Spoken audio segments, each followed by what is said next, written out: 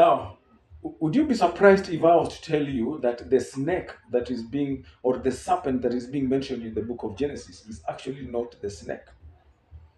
This is a misconception that has been going on in the entire teachings of the Bible, especially with our pastors, bishops, and the teachers of the Word of God.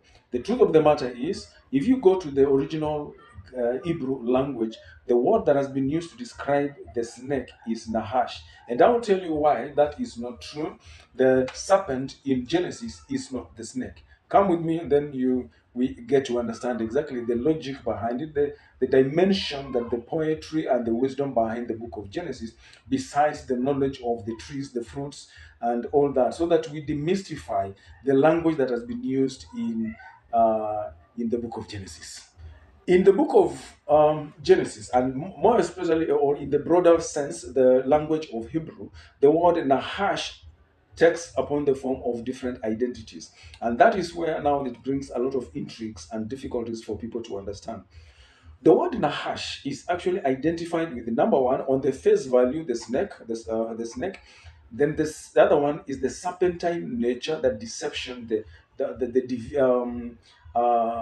magical attributes, and the wisdom. Especially when we go talk about the ancient language of wisdom, the way the characteristics of the serpent really was manifested in the fact that it's simply the works of intuition, because the serpent could not walk by sight but by virtue of its movement, um, hissing and using senses at large. And therefore, the communication of the serpent is simply the hissing sound. So that has nothing to do with communication. Now, the other names that were identical also being used to mean Nahash is the copper, bronze, the copper, bronze, brass, and now more of it all is the shining one, being replicated to mean one that has a light.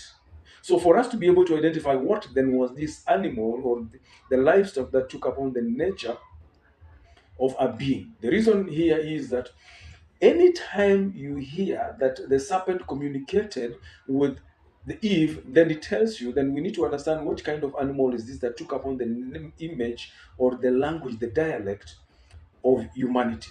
First and foremost, when we look at the curse, for example, we are told, number one, that the serpent was wise. Secondly, when you look at the characteristics, we are told that the serpent was cast into eating, feeding on dust. When we look at the snakes that we have nowadays, they don't feed on dust. They